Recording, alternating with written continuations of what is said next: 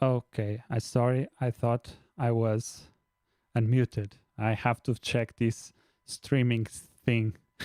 I've been talking for what 10 minutes without, not 10 minutes, maybe 5 minutes without audio. So sorry for that.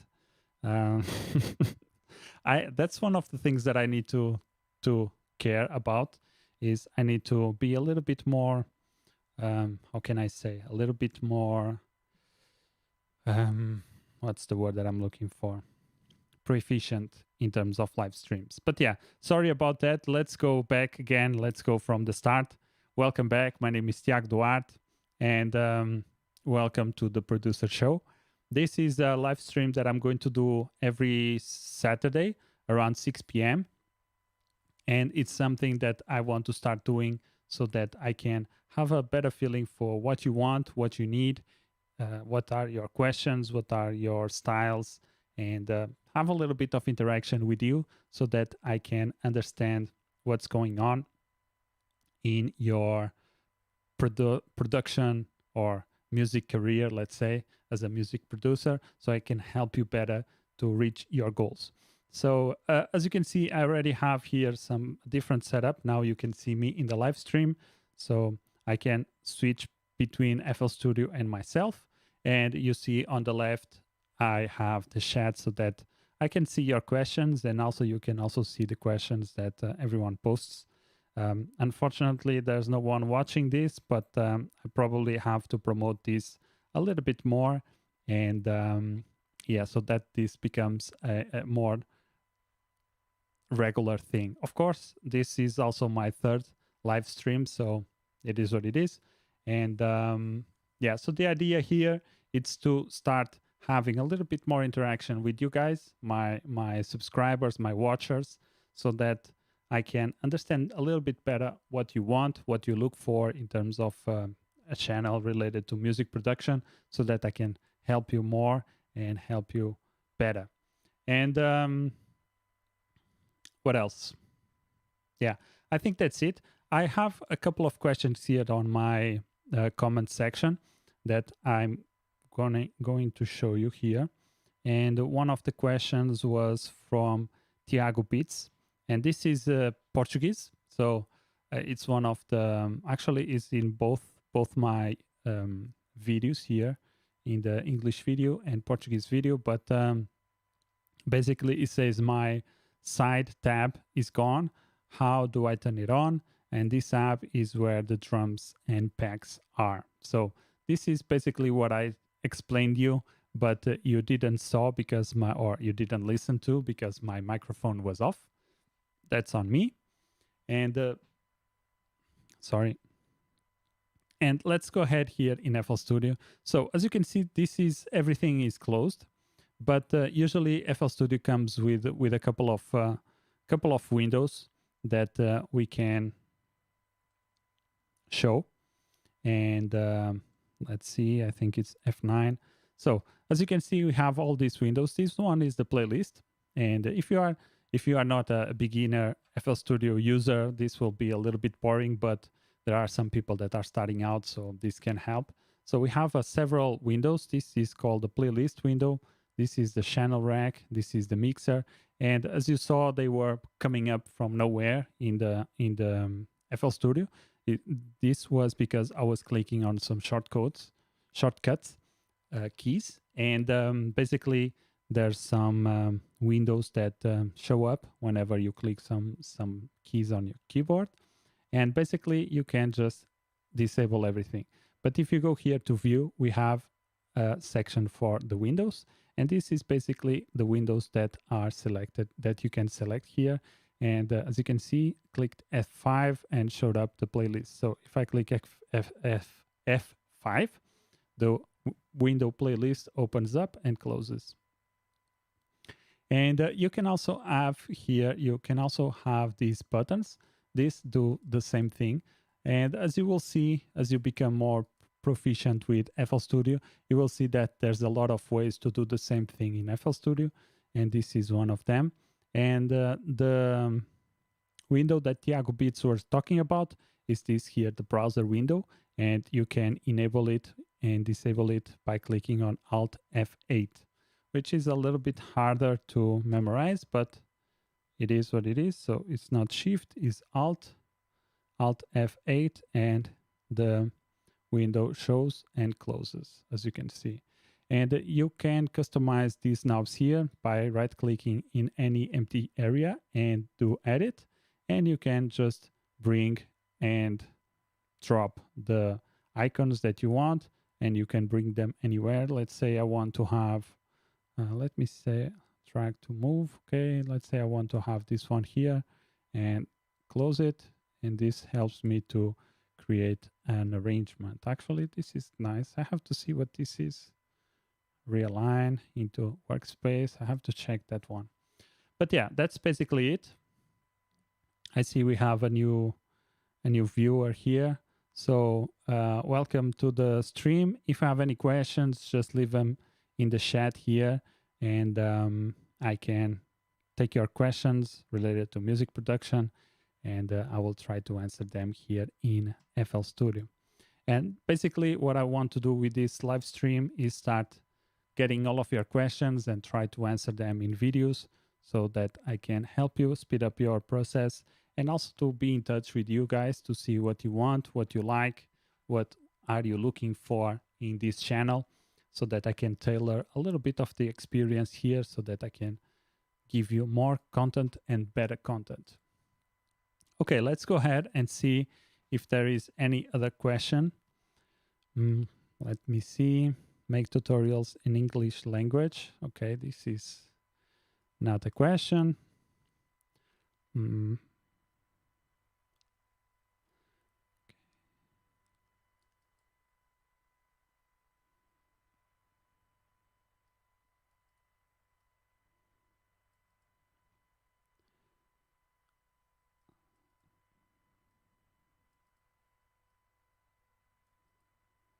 Okay, so I have here a question. Again, this is a Portuguese question, but I will try to translate it. This is a beat that I made.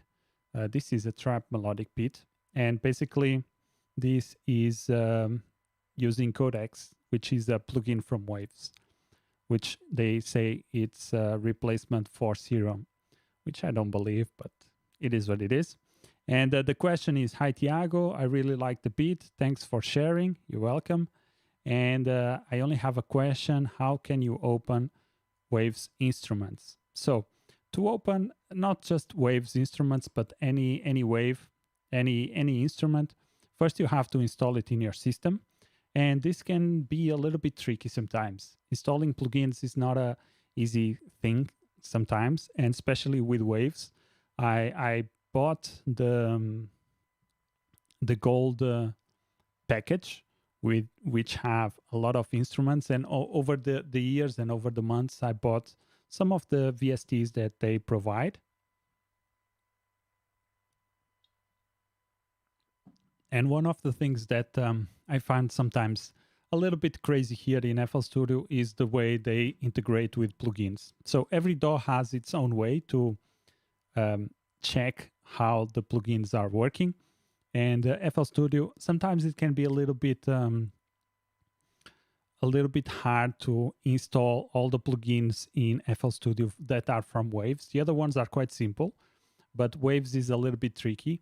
So you install normally installer from Waves, and then you have to go here to manage plugins, and this will give you a list of all the plugins that you have available in your system. And as you can see, I have a bunch of them. Some of them have an error, but you can also fix that. But basically what you do is you do find more plugins. After you install the plugin with the installer, so you download the installer, you install the plugin, you click yes, yes, yes, yes on everything pretty much. And then you have to go back to FL Studio, open up FL Studio, and then you will see something like this, where you can, which is called FL Studio Plugin Manager. And basically here you can add a bunch of folders. You don't have to add extra folders when it comes to Waves stuff. And you go here, find more plugins, and there's a couple of options here. I will also try to keep them as default as they are. And you do find more plugins, and then FL Studio or this tool will start looking for all the plugins that you have available in every single folder. And as you can see here, there's some VSTs, which is the main,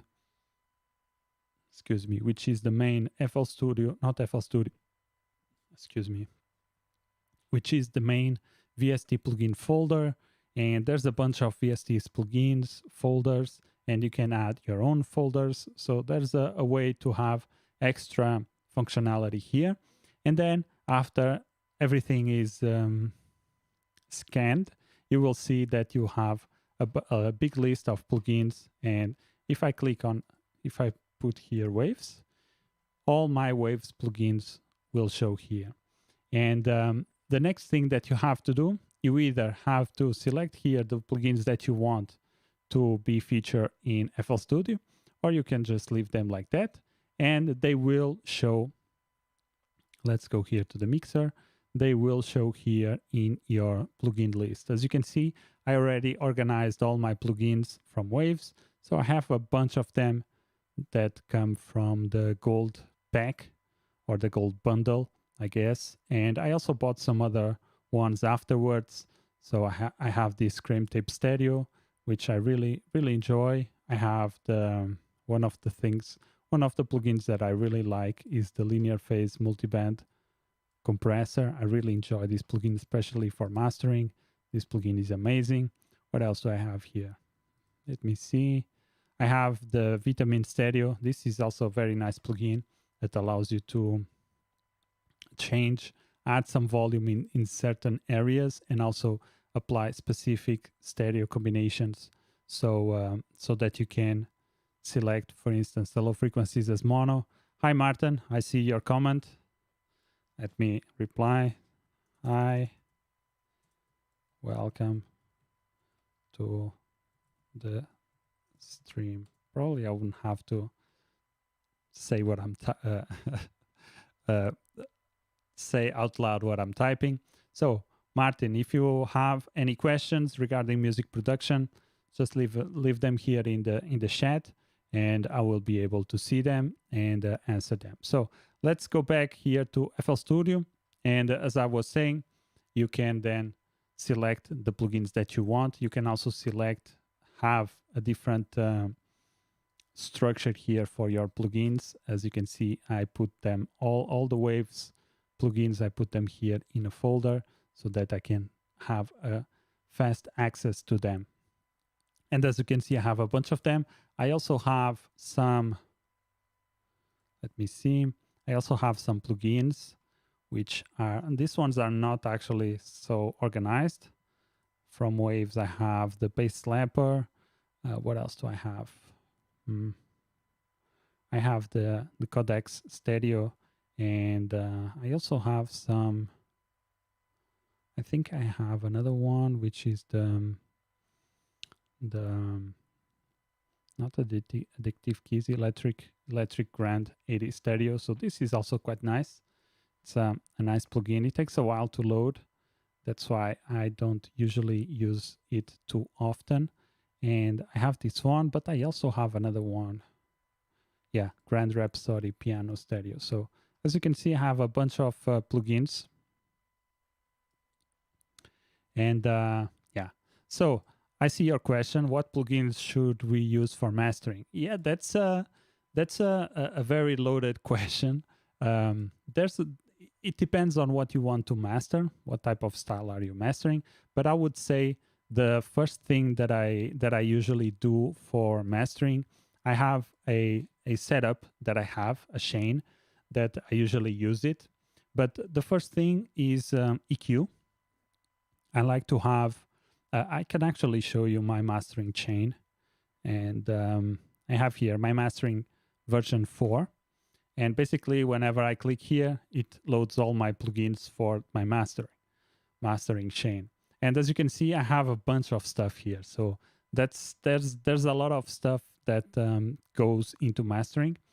But the first thing that I want to say is, before mastering, you have to be sure that you have a good mix. That's the most, that's One of the most important things before thinking about mastering is thinking about having a good mix. So if you don't have a good mix, mastering will not help you at all. And you will put too much effort into mastering, but then you have to realize that the better you have, the better material you have coming in, the better material you will have coming out. So if you have a good mix, you will have an amazing master. And that's what I want to say basically. But let's go back and see what do I have in terms of plugins. And I say this because I usually see, or I used to see a lot of people thinking about mastering. What plugin should I use? What plugins this and that? But it's sometimes it's not the mastering plugins that matter. Is how you mix the having a good mix first. Because if you have a good mix first, the plugins that you will use in the master section will not matter too much. But yeah, let's go and see what do I usually do. The first thing that I usually do for mastering is to apply a low cut and a high pass filter. Why? Because I don't need frequencies above 18 or 19K because most people cannot hear frequencies above that. So I like to cut all my frequencies to that point. And also I do the same for the low frequencies. As you can see here, this is around 40 Hertz. So it's hard to mix, especially with headphones. And you can see my headphones are quite good, but it takes a while sometimes to, or not, it's not take, sorry. What I want to say is that it doesn't take a while. What I want to say is that these headphones don't allow too low frequencies. So what I usually do, I say, okay, I cannot hear below 50 or 40. So everything else, I cut it so I don't have anything else messing up my frequencies, especially in the low end. So if I can't hear it, I cannot mix it or master it. So I just remove them. That's it. Then I have a mid-side EQ. This is a patch that I did. And basically what I do is I try to find the best combination for the side section and also for the mid section. So I do a separate mix of both tracks. And actually I can show you. Let me show you some of my beats. And we can have here a simple explanation of what a mid-side stereo EQ does. And let's see my last beat here. And let's see if I have the mix here. Yeah, I have the mix before the master. So this is how it sounds. Let's see. Let's go maybe to a section like this. Okay, so now let's see the before, the mid side. And as you can see, the track now sounds mono. So if I enable this and I put this mono, it sounds the same. So what I usually do, if you remove this path, it basically you only have the mid or the mono section. Now, if I only enable the side path, this is what you hear. Okay, so basically what I do is I try to find the best EQ settings for mid and side parts. Afterwards, I usually have these Ozone 9 elements. And why I used it, because of the Master Assistant, I like to see what the Master Assistant gives me. Most of the times I don't use it as it is. I click the Master Assistant and then I check whatever in terms of equalization. At this point, I don't want maximizer, so I always turn off the maximizer, the imager, and I just want some EQ settings. And after I see whatever the Ozone 9 elements gives me, then I will make tweaks because I don't want it. Sometimes it sounds good, and if I like the way it sounds, I keep it. But most of the times it's a little bit too aggressive. So I'm always like reducing, and I see what do they do. Like if they give me like a boost of 3 dB in this section, I'm okay. Maybe this is too much. I usually move it down because I don't want to mess my mix. again, that's why I said the audio coming in is very important, and I don't want to mess it up here in the ozone elements. So at this stage is just to see whatever recommendations I have from ozone, and then I always, and I want to stress that enough, I always try to check. I always change the values. I never leave it static. And sometimes I even disable the equalization that they give me if I don't like it. So the point here is to have help. So I use ozone 9 elements just to give me a hint of what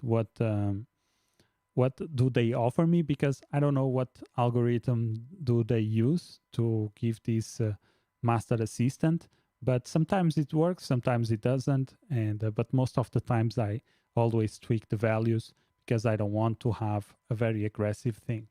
Next up, I use Split Enhancer. This is a plugin made made by myself, and you can find it at dailybits.pt. And basically, what I do is I apply a little bit of enhancement of the high frequencies, just to give a little bit. This is works kind of what's the word that I'm looking for? Kind of a high end distortion. So it adds a little bit of distortion to the high frequencies, and I like to give it a little bit more crispness to the high frequencies. Next up, I use Kramer Tape Stereo because I don't use this all times, but most of the times.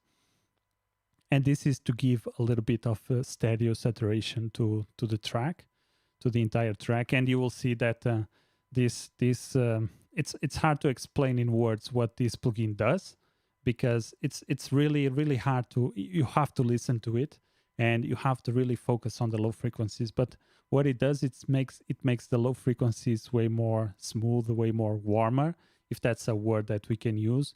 But it's something that I really enjoy, this plugin, in terms of the low frequencies. I think it's amazing what the algorithm does, and the way it rounds up the low frequency, especially the kick. The kick makes it, instead of being a hard, dry kick, it makes it a more soft kick. So I don't know, it's hard to explain. It's not soft in a bad way, it's soft in a really good way. It makes it warmer, it makes it sound really nice. Okay, so next up, what I have is the multi-phase, linear phase multiband. Like I told you, I was talking about Waves plugins, and this is one of my favorite ones. And basically what I do is to apply compression in every single instance, or every single part of the frequency stereo. And as you can see, this is the low end, this is the low mids, high mids, and you can go you can solo every single frequency and then start moving the knobs down to try to get a nice compression and even compression. I can tell you, this is like my secret sauce when it comes to mastering, because this plugin here makes the track sound really polished. It's hard to explain, because what a compressor does is it squashes the low volume signals and brings up it squashes the high values, the high volume signal, and then brings up the low volume signal. So what happens is that we have a little bit the low volume, the low parts of the track become louder, and you can do this on every single band. So this is really amazing, and that's one of my favorite plugins for mastering. And at the end, I use again another Ozone 9 elements, and at this part, I'm focusing on the maximizer here. Usually I turn off the EQ at this point. I see the master assistant, what they give me again, but I usually only leave the maximizer, because this will be my final stage of gain. And this is where I usually crank up the volume so that I can have a louder signal.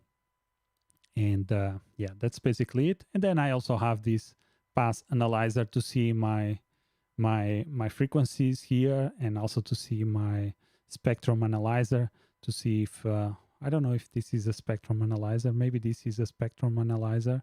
I'm not quite sure what's the name of this one. Let me check. Metering, position, stereo. I think that's it. Yeah. I don't know what name I would say to this. I don't remember at this moment. But as you can see, it's quite stereo. I have and this is even without mixing, so or mastering. Sorry. And as you can see, whenever if I were to, I actually have here. Let me show you the master track. Do I have? Yes, I do have.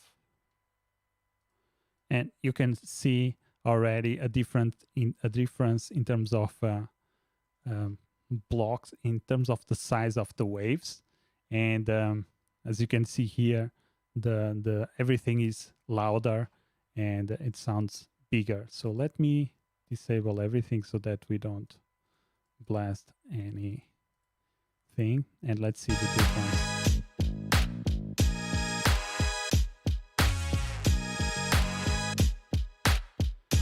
You can see, yeah, this is without master.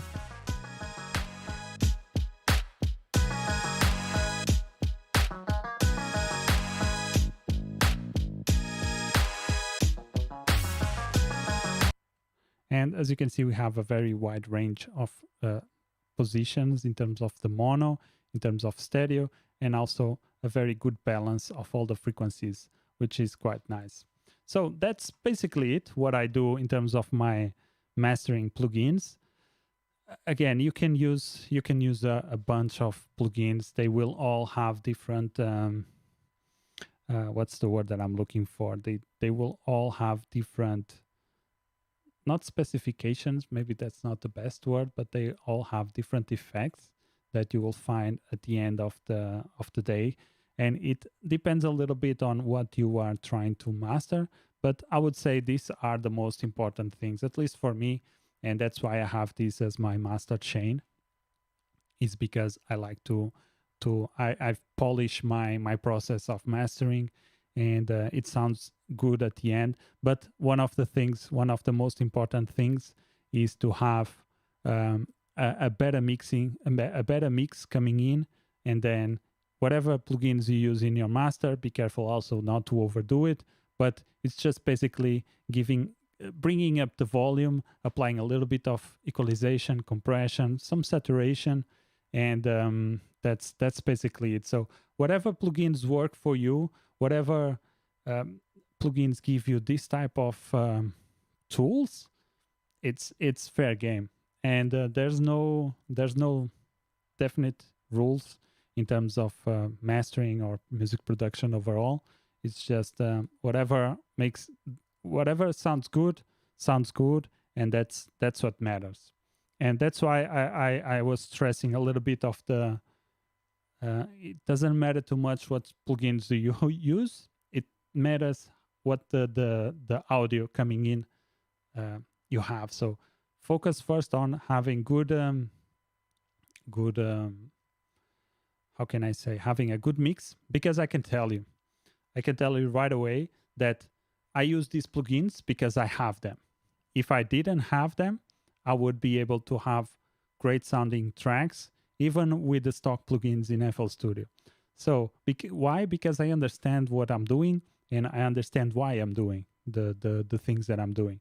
Because as you can see, the only plugin that I could not use, that I could not replicate, was the tape saturation. But even then, you have free plugins for tape saturation. So that will not be a big issue if I wanted to find some saturation plugins or tape saturations. And actually, I have one that I got for free. And this is from, let me see if I can find it. I think it was this one. No. But yeah, the main idea here is that you can always find different plugins, and I was trying to see if I could find it. It would probably take me a while to find it, but yeah, the idea basically is if I wanted to have multiband compression, I could use the multiband compressor in FL Studio. And actually, there's a very good compressor. Here, you could use the multiband compressor. You probably don't have as many as frequency or bands as the linear phase multiband from waves, but you could still use this one. You could use Maximus. This is a really dope plugin also. And as you can see, there's a bunch of tools that you can also use here. And the main thing is, as long as you have a good mix and you understand your tools, you will be able to have a really nice result at the end. So I hope that answers your question. I think it was a very long question, but I really hope it does.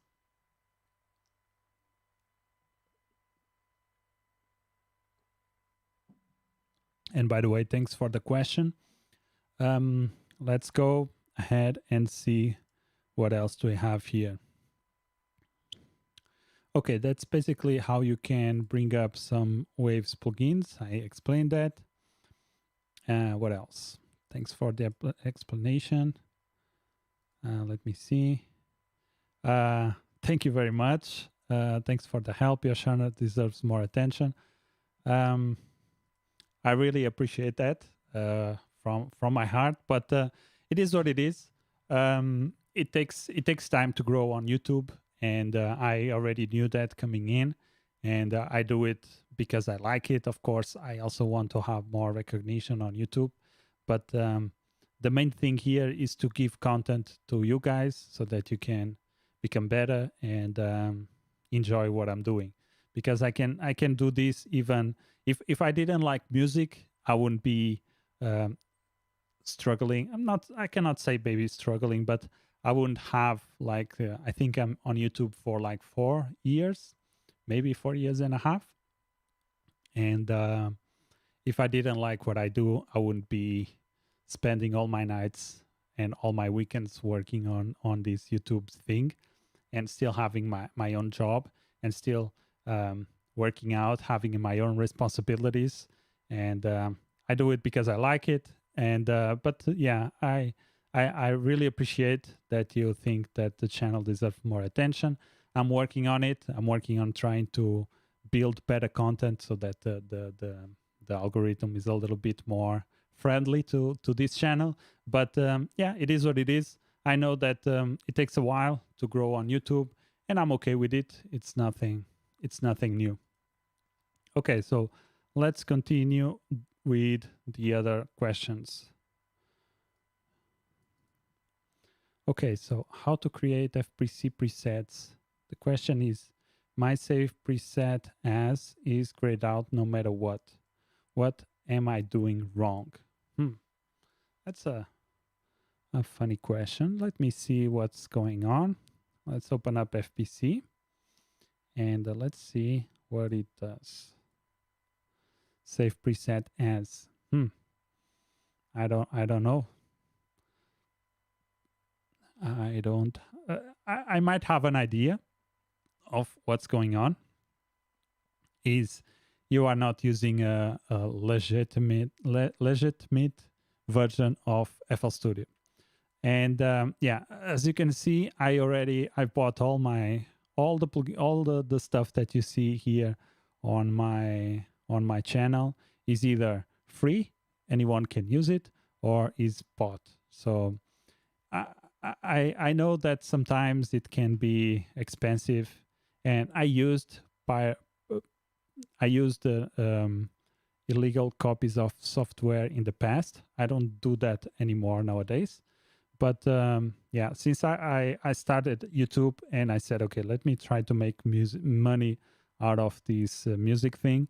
From that point on, I said, okay, I will buy all the software that I need. I will buy everything. I will be as legal as possible, or not as possible. I will be in all terms. I will make sure that in all terms I will be legal, because I want to make money from this music, and I like to sleep well at night. So if this option here, it's not like this. There's one thing: when you download the demo version of FL Studio, what happens is that you cannot save stuff. So you can, if you go here, these options will be grayed out because it's a demo version. So if you are using FL Studio and this option is not is grayed out, either you are using demo version or you are using an illegal version of FL Studio, which will the guys that created the crack will not they did not care about this option. So that's why. That's my only explanation for this. To be honest, I'm not sure, but I strongly recommend you use only legal versions of all the software that you use. But I do understand not wanting to spend money on software and yeah, going the other route. I've done that in the past, so it is what it is. OSM, I will keep supporting. Just improve your eng. Okay, thanks. I'm always trying to improve my English, but yeah, it is what it is. Let's see if I have any other questions here. Okay, so these questions with Behringer TD3. I think I'm going to do a hands-on stuff for this. Let's see.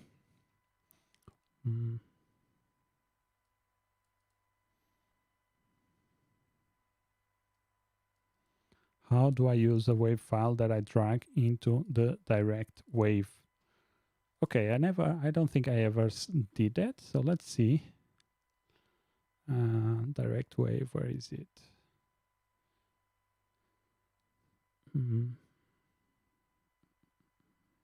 Sampler. Yeah, direct wave. How to use a wave that you directly drag into this one. So if you bring a wave file here, let's bring a drum loop. Not drums here. No, loops, loop.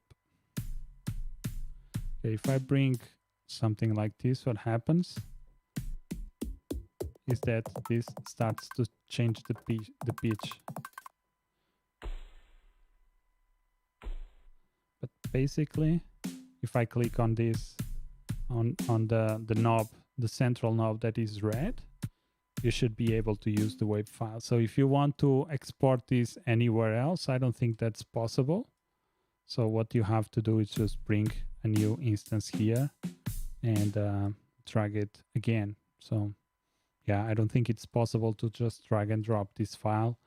And let me see. No, there's no, you can replace the file, you can add a new one, but you cannot just drag and drop stuff. So yeah, that's it. So let me see, what time is it? 15 minutes. We've been 15 minutes with this live stream. Yeah, I think I will finish here. Again, I will start doing these live streams every Saturday at 6 p.m. I don't know. I have to see what is the time difference. So I don't know. But yeah, it will be 6 p.m. Berlin hour or Stuttgart hour. So I think it's CTG. Let me check just to make sure. Stuttgart time. So,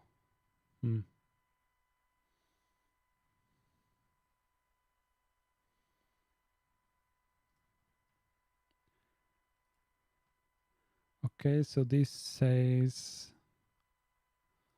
it's probably not the best one, but it says CEST. I never saw CEST. DST?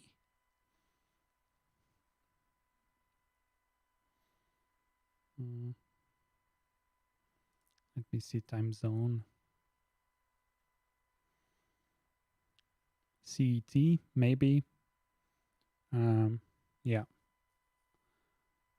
Probably. I will see the time in the US or in some areas. just to, because I'm doing this in English. So yeah, but yeah, basically that's it. I'm going to do more of these live streams every Saturday at around 6 p.m. Berlin or Stuttgart time, if you want to check it out, the difference. And basically, I just want to see what questions you guys have so that I can help you or answer some of the questions here in FL Studio. I will also go through some of the questions in my comment section so that I can see what you guys are asking, because it's kind of hard sometimes to just go through the comments and answer all of them.